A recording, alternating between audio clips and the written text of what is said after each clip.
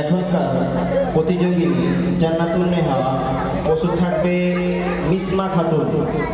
এখনকার প্রতিযোগিনী জান্নাতুন নেহা, প্রস্তুত থাকবে মিসমা খাতুন।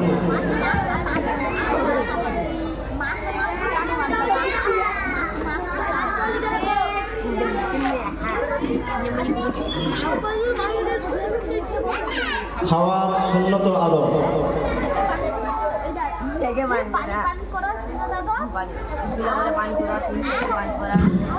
খাওয়ার সুন্নত আদব, হালাল পবিত্র খাদ্য গ্রহণ করা, দস্তের কানে বিছানো, দুই হাতের কবজি 3 বার ধৌত করা, খাওয়ার পর দোয়া পড়া, খাওয়ার আগে দোয়া পড়া,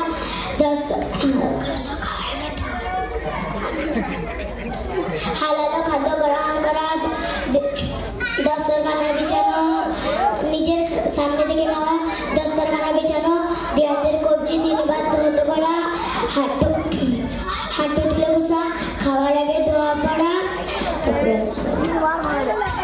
ডান হাত দিয়ে খাওয়া, নিজের সামনে থেকে খাওয়া,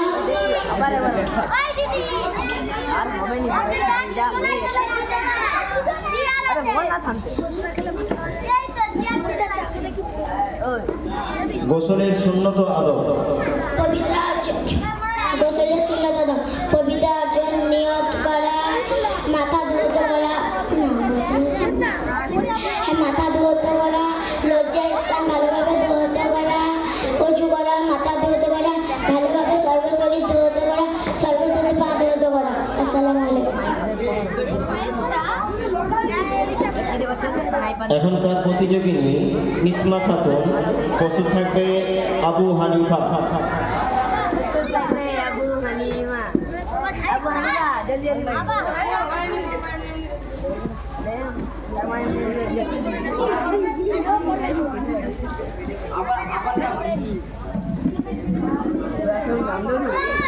মেসওয়াক করা সুন্নত আদব।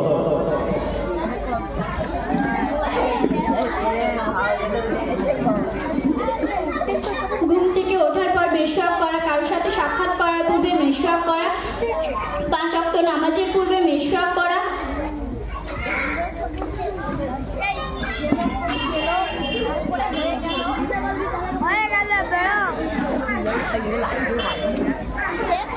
মুখে দুর্গন্ধ ছড়ালে মেসওয়াক করা, কোরআন হাদিস পড়ার পূর্বে মেসওয়াক করা,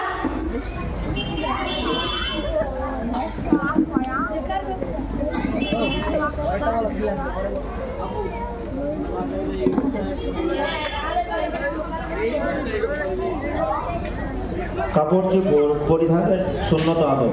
সাধারণতভাবে রেশমি কাপড় না পরা, এমন কোট পাজামা এমন লম্বা পোশাক পরিধান না করা যাতে আপনার নিচে পর্যন্ত চলে যায়। মুসলিম রমণীরা পুরুষদের সাদৃশ্য পোশাক না পরা, মুসলিম পুরুষরা নারীদের সাদৃশ্য পোশাক না পরা। মুসলিম রমণীরা এমন পোশাক পরবে যা পায়ের পাতা পর্যন্ত, মাথা থেকে পায়ের পাতা পর্যন্ত ঢেকে রাখে। অন্যান্য পোশাকের তুলনায় সাদা পোশাককে বেশি প্রাধান্য দেওয়া। কাপড় চোপড় পরিধানের ক্ষেত্রে ডান দিক থেকে শুরু করা, নতুন কাপড় চোপড় পরিধানের ক্ষেত্রে দোয়া পড়া। আসসালামু আলাইকুম। এখনকার প্রতিযোগী আবু হানিফা, প্রস্তুত থাকবে জান্নাতুন নেহা।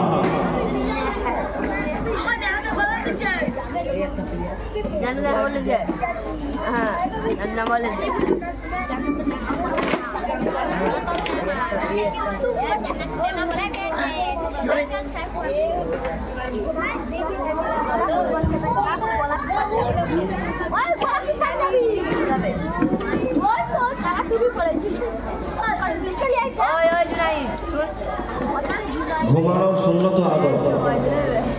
ইশারে নামাজের পরে তাড়াতাড়ি ঘুমিয়ে পড়া, ওসিয়ত করে ঘুমানো, ক্ষমা করে ঘুমানো, ডান দিক হয়ে